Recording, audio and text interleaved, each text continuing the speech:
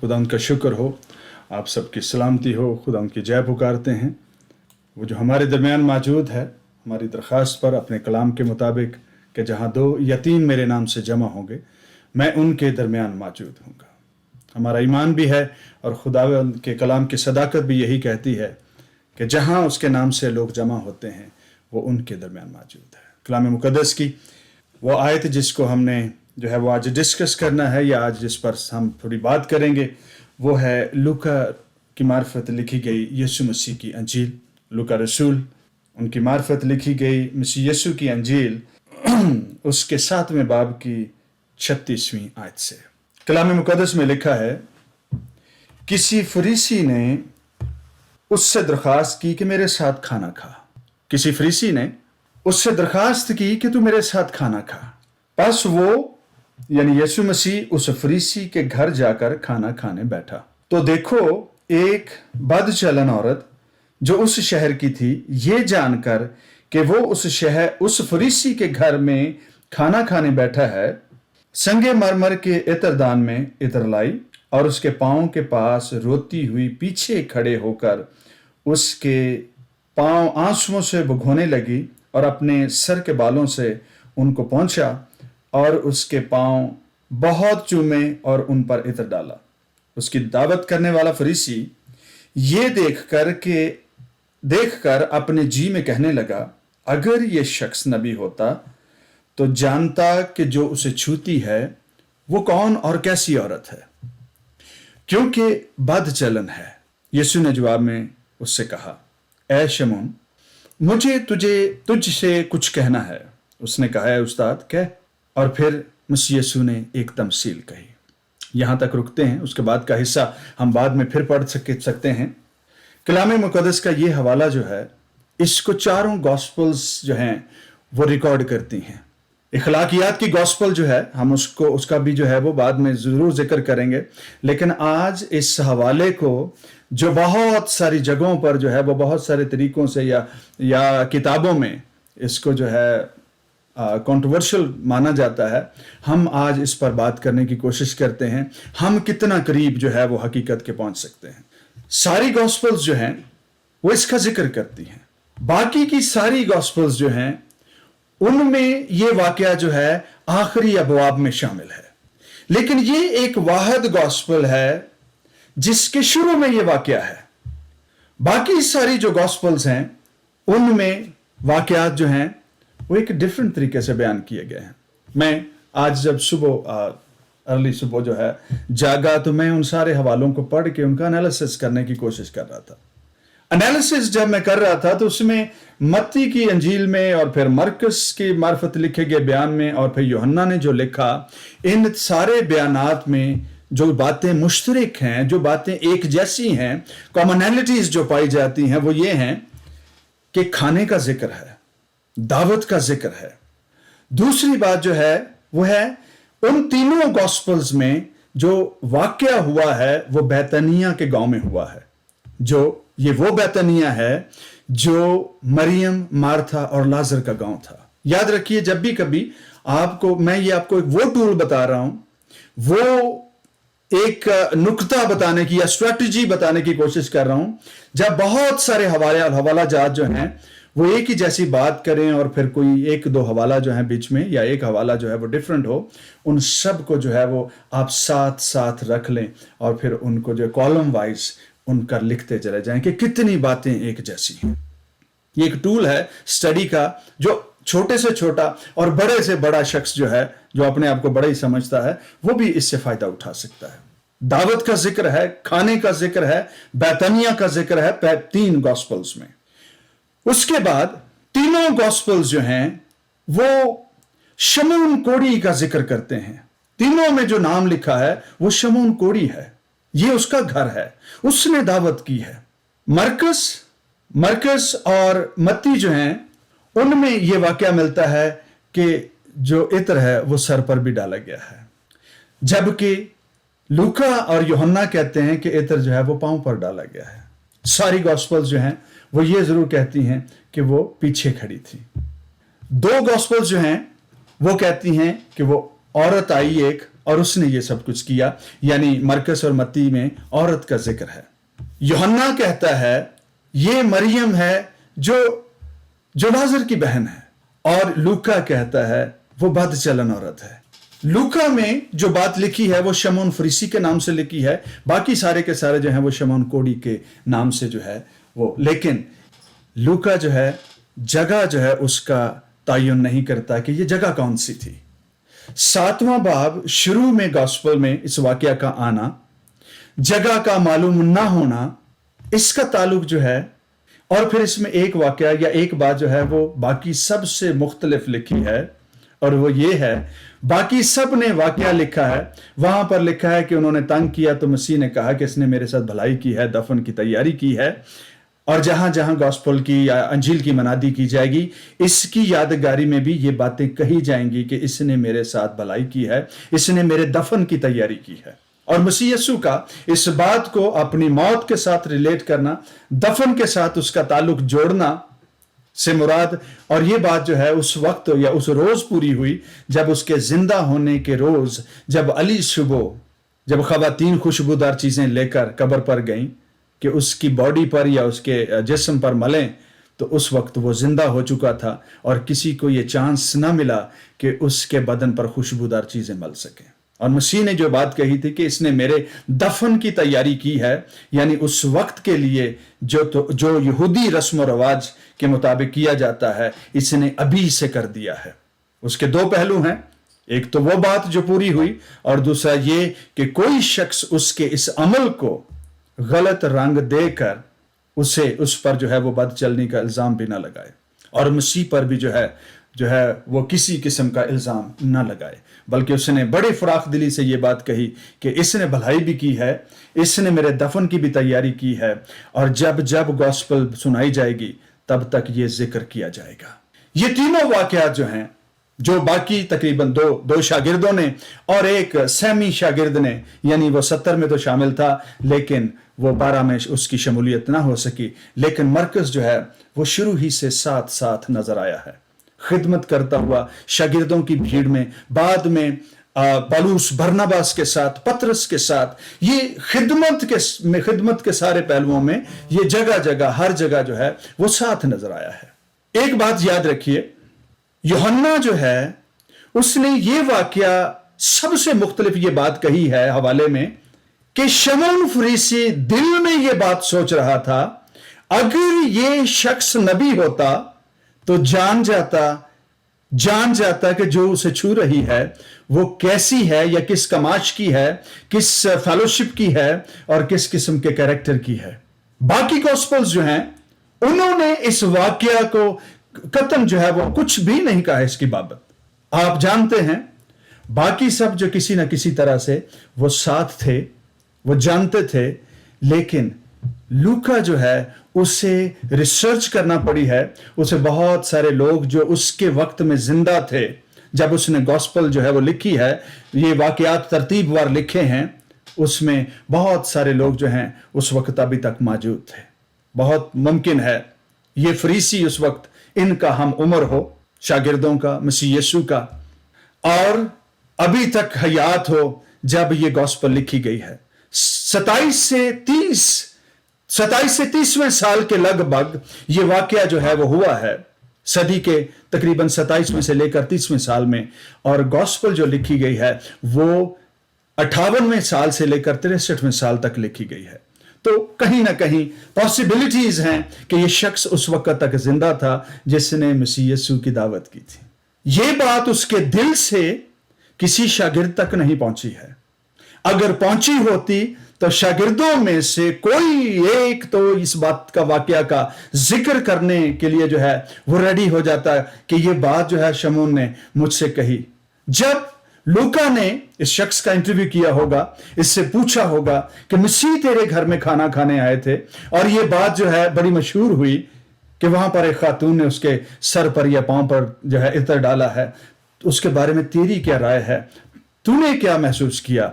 और उसने जो दिल में सोचा उसने लूका को बताया, और लूका इस बात को लिखने के लिए मजबूर हुआ कि मुझे ये वाकया लिखना चाहिए कि उस वक्त, उस रोज, उस घड़ी, उस खाने की मेज पर اس شام میں جو ہے یا اس دوپہر میں جو ہے وہ میں کیا سوچ رہا تھا. یہ فریسی ہے اور یہ فریسی جو ہے کوئی اس سے کلام سننے کی گھر سے اسے دعوت نہیں دے رہا ہے. اور یہ پری ڈیسٹینڈ ہے کہ میں زیادہ عزت دار ہوں، میں زیادہ معتبر ہوں، اور یہ نہ جانے کون ہے جو خود ساختہ جو ہے وہ استاد اور ربی کہلاتا ہے. میں اسے جانوں تو صحیح، پرکھوں تو صحیح، یہ کون سا ہے؟ گناہ گاروں کے ساتھ بھی کھاتا ہے، میں سود لینے والوں کے ساتھ بھی اٹھتا بیٹھتا ہے. یہ کس فیلوشپ سے ہے؟ اس نے جب اسے اپنے گھر میں اتارا، اس نے دعوت دی، اس نے کوئی ہاسپٹیلٹی شو نہیں کی. یہودی دستور یا اس خطے کے کلچر کے دستور کے مطابق اس نے نہ تو اس کے پاؤں دھلوائے، نہ ہی اسے جو ہے وہ گریٹنگ کس دی، نہ ہی اسے جو ہے وہ بھوسا دے کر اس کا ویلکم کیا، اور نہ ہی اس کے سر میں تیل ڈال کر اسے جو اپنے گھر میں برکت کے طور پر اتارا. یہ تینوں چیزیں مسنگ ہیں اس ویلکم، جو مطلب یہ جو گریٹنگ میٹ اور گریٹ میں سے ہیں، یہ تینوں چیزیں مسنگ ہیں. ایسا لگتا ہے کہ اس شخص نے مسیح یسوع کو آزمانے کی غرض سے کہ وہ کس قسم کا شخص ہے، کتنا بڑا نبی ہے اور کتنا بڑا ربی اور استاد اور شریعت کا ماہر ہے، میں جان جاؤں. اور یہ بات اس نے کسی سے نہیں کہی تھی. اور جو کس انسان کے دل میں ہوتا ہے وہ انسان جو ہے وہ نہیں جان سکتا، ماں سوائے اس کے کہ روح القدس کسی شخص کو موٹیویٹ کرے، اسے انسپائر کرے کہ وہ اس کے دل سے نکال لے، یا اسے مجبور کر دے کہ وہ اپنے منہ کے، اپنے دل کے خیال کو لفظوں کی شکل دے کر وہ باہر نکالے. ہم اکثر بات کرتے ہیں کہ بہت ساری جو ہے وہ اناجیل میں لکھے گئے واقعات خفیہ خانوں میں، خفیہ کمروں میں، سازشوں کی صورت میں جو ہے وہ کہے گئے، لیکن وہ گاسپلز میں، وہ اناجیل میں آج بھی موجود ہیں. ان کا سورس کیا ہے؟ پچھلے دنوں میں ہم نے یہ بھی بات جو ہے وہ سیکھی تھی کہ ہر ایک صحیفہ جو خدا کے الہام سے ہے، اور اس کا ہم مطلب یہی سمجھتے ہیں کہ جو وحی نازل ہوتی ہے، بندہ جو ہے ایسے آرام سے آنکھیں بند کر کے چوکڑا مار کے بیٹھ جائے اور آسمان سے لفظ جو ہیں وہ اترنا شروع ہو جاتے ہیں. ایسا ہرگز نہیں ہوتا. خدا کے الہام سے جو بھی صحیفہ ہوگا اس کی تین جو ہے وہ کریکٹرسٹکس ہوں گی، خصوصیات ہوں گی، خوبیاں ہوں گی. اور وہ یہ کہ وہ کسی کی غلطی کو آئیڈینٹیفائی کرے گا، پھر اس کو اس کی غلطی کا سلوشن دے گا کہ وہ اس کی کریکشن کر سکے، اور جب وہ اس کی کریکشن کرے گا تو اس کی ترقی ہوگی، اور جب ترقی ہوگی تو مرد خدا کامل بنیں گے. یہ باتیں جو ہیں، اگر ایسی کوئی باتیں ہیں جو کلام میں یا سیکرڈ ٹیکسٹ میں لکھی گئی ہیں، مقدس صحیفوں میں شامل کی گئی ہیں، تو ایسی باتیں خواہ وہ عام شخص نے لکھی ہیں، کسی بادشاہ نے لکھی ہیں، کسی نبی نے لکھی ہیں، ان کو ترقی کے لیے، انسان کی بھلائی کے لیے اس کو جو ہے وہ سیکرڈ ٹیکسٹ اور بکس میں شامل کر کے اس کو صحیفوں کا نام دیا گیا ہے. آج یہ باتیں جو ہم ڈسکس کر رہے ہیں وہ یہ کہ اس شخص نے کوئی اس کو جو ہے وہ بہت کوئی متاثر ہو کر اسے نہیں بلایا تھا، بلکہ آزمانے ہی کی غرض سے بلایا تھا. اور دل میں یہ سوچ رہا ہے اگر یہ نبی ہوتا تو جان جاتا کہ جو اسے چھو رہی ہے، جو اس کو ہاتھ لگا رہی ہے، وہ ایک ناپاک عورت ہے، بدچلن ہے. اور ایک ربی کو، ایک استاد کو، ایک نبی کو یہ واجب نہیں کہ کوئی ایسے شخص کو اپنے جسم کو ہاتھ لگانے دے، اسے چھو جائے جو ناپاک ہے، جو گناہ گار ہے، جو شریعت کے کرائیٹیریا کے مطابق جس کو گناہ گار کہنا واجب بنتا ہے. اس کا مقدسوں سے، اس کا کاہنوں سے، اس کا ربیوں سے، اس کا استادوں کی محفل سے اور نبیوں سے اس کا کیا کام ہے؟ میں اور آپ آج ہم بھی جو ہے فقیوں اور فریسیوں کا ذہن لے کر، فقیوں اور فریسیوں کی ذہنیت لے کر ہم بھی آج بہت ساری جگہوں پر چلتے پھرتے رہتے ہیں، اور بہت ساری جگہوں پر ہمیں اس قسم کا ذہن جو ہے، ذہنیت اور نیچر ہمیں ملتی رہتی ہے، جن کو سیکھنے سے، جن کو کلام کی برکت سے، جن کو حلیمی سے کوئی واسطہ نہیں ہوتا. یہ تو وہ ہیں جو لیگلسٹک ہیں، جو ریچولز کو، ٹریڈیشنز کو، ان کی پیروی کرتے ہوئے یہاں تک پہنچے ہیں، اور دنیا کو یہی بتانے کی کوشش کرتے ہیں یہ تو 30 سال پہلے سے ہم یہی سن رہے ہیں، آپ اسے کیسے بدل سکتے ہیں، آپ اس پر دوسری رائے کیسے دے سکتے ہیں، یہ ہو نہیں سکتا، آپ غلط ہیں، آپ اپنے آپ کو درست کیجئے، آپ توبہ کیجئے، آپ نے خدا کا اور خدا کے الہام کی اہانت کی ہے. اور یہی وہ ٹریڈیشنل اور یہی وہ لیگلسٹک مائنڈ ہے جو जिहादिज्म से जो है वो आता है, और जो फंडामेंटलिस्ट है, जो तब्दीली के लिए रेडी नहीं है, जो रवायात को मानता है, रवायात की पैरवी करता है, बुजुर्गों की बातों को सुनता है और खुदा के कलाम और उसके इल्हाम और उसकी कुदरत को रद्द कर देता है। ये फरीसी जहन जो है, ये भी बहुत सारे लोगों की अक्कासी करता है, बहुत सारी कलीसियाओं की अक्कासी करता है, बहुत सारे ग्रुप्स को आइडेंटिफाई करता है। ये एक जहनियत का नाम है। याद रखिए, फरीसी जो हैं वो क़यामत पर यकीन रखते थे, रवायात की तालीम देते थे और उन पर अमल करते थे। ये लीगल एक्सपर्ट्स होते थे कि लॉ पर जो है होने वाली या लॉ के अगेंस्ट जो होने वाली बातें हैं, उनको कलाम के जो है वो डिफरेंट रेफरेंसेस का इस्तेमाल करके उस पर फैसला सुनाएं, उस पर फतवा जारी करें। और ये कोई रिलीजियस काम नहीं था, ये एक सोशल मूवमेंट थी जो ट्रेडिशंस की तालीम देती थी। पर वो उनका कल्चर जो है वो मजहब पर या खुदा के कलाम पर या किताब मुकद्दस की बातों पर इतना ज्यादा जो है वो हावी था कि लोग समझ ही नहीं पाते थे ये बात किताब मुकद्दस से है कि ये बात रवायात से है। यीशु मसीह ने तलाक की बाबत जो है, जब फकीह और फरीसियों और उस्तादों से बात की और उनसे कहा कि मूसा की शरीयत जो है, मूसा ने तुम्हें तलाक के बारे में क्या हुक्म दिया है, तो उनका जवाब यह था कि उसने हमें इजाजत दी है।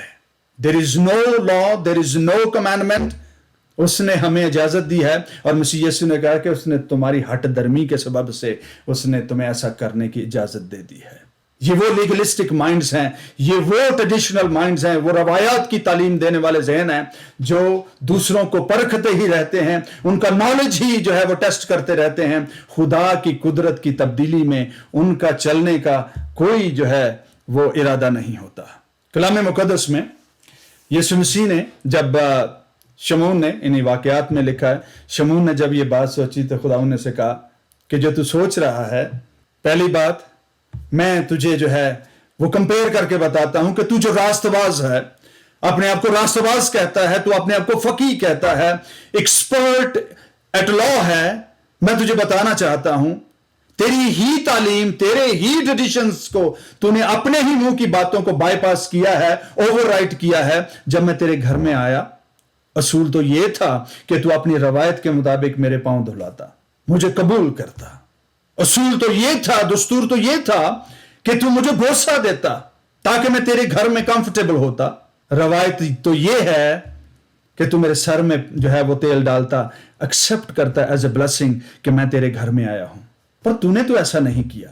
पर ये देख, जिससे तू गुनाहगार कहता है, जिसके बारे में तू कहता है कि ये बदचलन है, उसने मेरे पांव भी धोए हैं, उसने मेरे जो है वो तेल भी लगाया है, और उसने जो है मेरे पांव जो है वो पोंछे भी हैं, उसने चूमना नहीं छोड़े हैं, उसने वो सारे काम किए हैं जो तुझे रास्तबाज होने के लिए करने चाहिए थे, पर तूने वो सब नहीं किया। मैं इस घर में मौजूद हूं, तूने मुझे कबूल नहीं किया। याद रखिए, ये बातें जितनी भी की जाती हैं, जब भी कभी खुदावंद यीशु मसीह का मैं इस बात को अक्सर कहता हूं कि यीशु मसीह के कलाम करने की, बात करने की खूबसूरती जो है, गुफ्तगू की खूबसूरती में यह बात भी शामिल है कि जब कभी वो बात करते हैं, लोगों की समझ और उनके जहन की कैपेसिटी के मुताबिक उनसे बात करते हैं। अगर वो मजदूरों में बैठे हैं, किसानों से बात कर रहे हैं, बीज और खाद और परिंदों की बातें करेंगे और यहां से जो है तमासील देकर उनसे बातें करेंगे। अगर कोई बादशाह है, अगर कोई सिपा सलार है, तो वहां अगर कुछ से बात करने आए तो वो उसको उसकी टर्म्स, उसकी रमज के मुताबिक जो है उससे बात करेगा, उसे उस तरह से बात करेगा जिन बातों को वो सुनते, समझते और जिन फिक्रों के वो कायल हैं। और अगर कोई शरअ का आलम आ जाए, उसे कहते हैं कि एक शख्स ने, अच्छा मैं तुझसे एक बात करता हूं, एक शख्स ने यरूशलेम से सफर शुरू किया और यरूफ की तरफ जाना शुरू किया। शरअ के आलम से बात कर रहे हैं, चंद मिनटों में, चंद लफ्जों में उसे बाइबल के पहले सफे से लेकर अपने टाइम तक की सारी कहानी सुना डाली। आज बात जो है वो फरीसी से हो रही है, ट्रेडिशनल माइंड से हो रही है, और खुदावंद उसकी बातों से, उसके दस्तूर से, उसके कामों से जिसकी वो पैरवी करता है और समझता है कि ये रास्तबाजी है, खुदावन ने उसी की बातों से, उसके मुंह के लफ्जों से, उसके दिल के ख्यालों से उससे परख कर, टटोल कर उसे बताया कि जो कुछ तूने किया वो तेरे ही असूलों के खिलाफ है, और जो तू सोच रहा है उसकी बाबत मैं तुझे एक कहानी सुनाना चाहता हूं। मैं तुझे बताना चाहता हूं कि ये सब कुछ जो तू देख रहा है, जिसकी बाबत तू हैरान हो रहा है, तू मेरे कैरेक्टर पर भी शक कर रहा है, इस खातून को भी बदचलन जो है वो सोच रहा है, मैं तुझे एक कहानी बताकर मैं तुझे इसको जो है वो रिफाइन या डिफाइन करना चाहता हूं। और वो क्या है? और वो ये है, एक साहूकार के दो कर्जदार थे। एक साहूकार के दो कर्जदार थे, एक 500 दिनार का, दूसरा 50 का। जब उनके पास अदा करने को कुछ ना रहा तो उसने दोनों को बख्श दिया। बस उनमें से कौन उससे ज्यादा मोहब्बत रखेगा? शमून ने जवाब में कहा, मेरी दानिश में वो जिसे उसने ज्यादा बख्शा। उसने उससे कहा, तूने ठीक फैसला किया। और उस औरत की तरफ फिर कर उसने शमून से कहा, क्या तू इस औरत को देखता है? मैं तेरे घर में आया, तूने मेरे पांव धोने को पानी ना दिया, मगर इसने मेरे पांव आंसुओं से बखो दिए और अपने बालों से पूंछे। तूने मुझे भरोसा ना दिया, मगर इसने जब से मैं आया हूं मेरे पांव चूमना ना छोड़ा। तूने मेरे सर पर तेल न मला, मगर इसने मेरे पांव पर इत्र डाला। इसीलिए मैं तुझसे कहता हूं कि इसके गुनाह जो बहुत थे माफ हुए, क्योंकि इसने बहुत मोहब्बत की। मगर जिसके थोड़े गुनाह माफ हुए वो थोड़ी मोहब्बत करता है। और उस औरत से कहा कि तेरे गुनाह माफ हुए। इस पर वो जो उसके साथ खाना खाने बैठे थे उस अपने जी में कहने लगे, ये कौन है जो गुनाह भी माफ करता है? मगर उसने औरत से कहा, तेरे ईमान ने तुझे बचा लिया, सलामत चली जा। यहां पर दो लोगों को बयान नहीं किया जा रहा, दो डिफरेंट ग्रुप्स को जो है वो आइडेंटिफाई किया जा रहा है, उनकी बात हो रही है। एक औरत जिसको बदचलन और गुनाहगार जो है वो यहां बयान किया गया है, और एक फरीसी है जो अपने आप को रास्तबार समझता है। ये वही जो है वो तमसील है कि एक दफा दो लोग जो है वो इबादत खाना में दुआ करने गए, एक फरीसी और एक शख्स आम जो कहता है मैं गुनाहगार हूं, और दूसरा कहता है खुदा मैं रोजे रखता हूं, मैं जो है वो तहारत में रहता हूं, मैं चंदा भी देता हूं, मैं ज्यादा रास्तबाज हूं। आज हम उसी तमसील के साथ मिलती जुलती ऐसी सिचुएशन में खड़े हैं जहां दो लोग मौजूद हैं। एक अपने आप को रास्तबाज समझता है और एक जो है वो अपने आप को गुनाहगार जानकर मालिक की जो है वो पांव पर भरोसा दे रहा है। गैर कौमें, वो जो बुत परस्ती करते रहे दुनिया के शुरू से लेकर, इस औरत का कैरेक्टर जो है उन सारी गैर कौमों का सा है जिन्होंने दुनिया के शुरू से लेकर बुत परस्ती की है। और जमानों के आखिर में जब खुदा का बेटा जाहिर हुआ, जब इब्ने आदम जाहिर हुआ और जाहिर हुआ कि बनी इस्राएल नजात पाए, उस वक्त गैर कौमों ने झुककर उसे कबूल करके अपने आप को गुनाहगार कहकर अपने आप को उन लोगों के जैसा कहा कि मालिक हम कुत्ते हैं, और कुत्ते भी वही रोटी खाते हैं जो मालिकों की मेज से गिरते हैं। उन्होंने कन्फेस किया कि हमारी हैसियत जो है वो कुत्तों के जैसी है, हमारी रूहानी हालत जो है बड़ी बदतरीन है। वो जिन्होंने इकरार किया, जिन्होंने अपना कसूर मान लिया, जिन्होंने अपनी पोजीशन को कहा कि ये किसी काम की नहीं है, नकारा है, मालिक मैं इससे लायक नहीं कि तू मेरे यहां आए, जो ये बात समझते हैं वही निजात पाकर उसके हुजूर से चले जाते हैं। लेकिन जो अपने आप को रास्तकार कहते रहते हैं, बड़ी डिग्रीज लेकर बैठे रहते हैं, जो अपने आप को जो है वो बड़े बड़े टाइटल्स के पीछे छुपा कर बैठते हैं, वो जहन फकीयों और फरिश्तियों का है जो खुदा की कुदरत के कामों का यकीन नहीं करते, किसी तब्दीली को जो है वो कभी कबूल नहीं करते, और साल हा साल तक उसी अकड़ में रहते हैं और झुकते नहीं और नहीं जानते कि ये गुनाह है। इसीलिए उसने कहा कि उस कौम से बादशाही ले ली जाएगी और उसको दे दी जाएगी जो इसको जो है वो समझता है, जो इसके लायक है। शमून फरीसी या फिर शमून कोड़ी, ये दो वो कैरेक्टर हैं जो बनी इस्राएल के जहन को बयान करते हैं।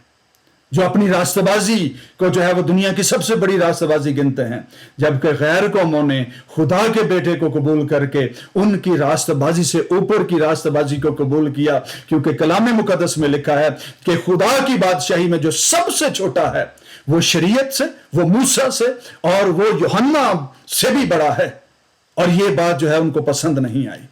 मैं और आप, हम सिर्फ दो लोगों को नहीं देखते, हम दो कौमों को देखते हैं, दो बड़े ग्रुप्स को देखते हैं। दुनिया की तकसीम दो ही लोगों में है, जो गुनाहगार होकर खुदा को कबूल कर लेते हैं, और दूसरे वो जो नीम मुल्ला बनकर अपनी आधी रास्तबाजी के साथ अपने आप को जो है वो दुनिया की सबसे बड़ी मखलूक समझते हैं। अलग थलग जो है वो कशाही कहनों का फिरका कह कर अपने आप को तसल्लियां देते रहते हैं।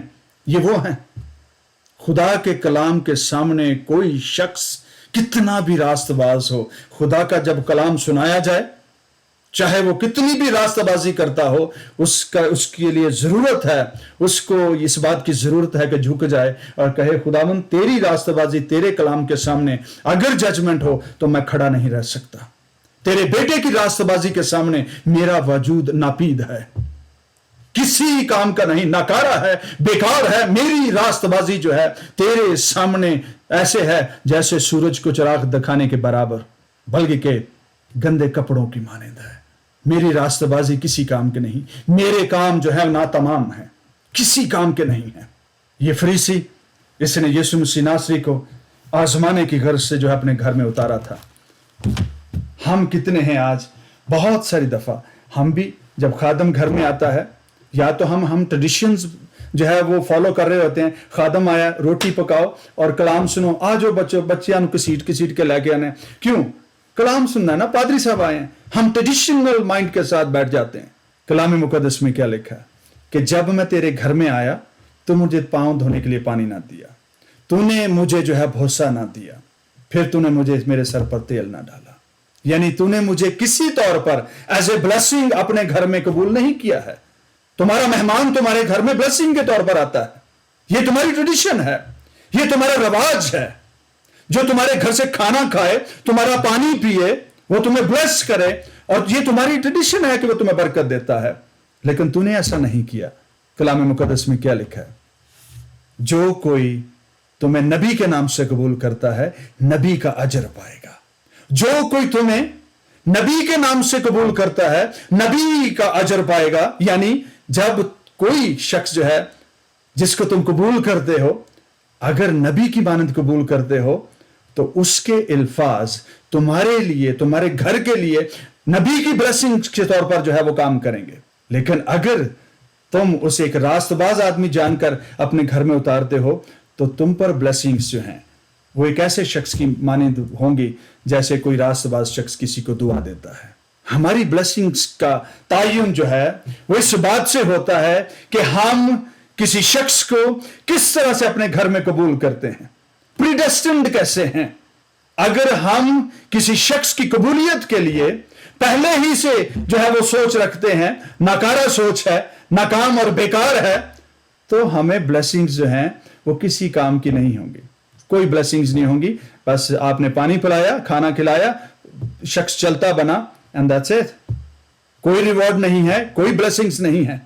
लेकिन अगर आप उसे खुदा के खादम के तौर पर, मसीह के तौर पर, मसीह के एलची के तौर पर, नबी के तौर पर, ब्लेसिंग्स के तौर पर अपने घर में कबूल करते हैं, तो वो खुदा उसे आपके घर में उसी किस्म की ब्लेसिंग्स के लिए इस्तेमाल करेगा। खा वो कुछ कहे या ना कहे, खा कुछ मुंह से बोले या ना बोले, उसका अजर जो है वो उसी शख्स की मानंद होगा जैसा आपने पहले से कबूल करके अपने घर में उतारा है। अगर मैं और आप इस फरीसी के से हैं, तो हमें अपनी ज़हनियत बदल लेनी चाहिए। अगर हम जो है वो दुनिया हमें नकारा, बेकार और बदजलन और पता नहीं न जाने कैसे कैसे किरदार का कहती है, तो फिर मसीह के कदमों में आ जाएं ताकि हम बरकत पा सकें, ताकि हम फलदार हो सकें, ताकि हमारी बातें दुनिया के इंतहा तक सुनी जा सकें। जैसे इस खातून की बाबत कि जो कुछ इसने किया है, جو کچھ یہاں ہوا ہے، جیسے جیسے گوسپل، جیسے جیسے انجیل کی منادی ہوگی، اس کا ذکر بھی اس کا کیا جائے گا، تاکہ دنیا جانے کہ جو میرے ساتھ بھلائی کرتا ہے وہ میرے ساتھ ساتھ رہتا ہے۔ خداوند آپ سب کو بھی اور مجھے بھی اس کلام کے وسیلہ سے برکت بخشے۔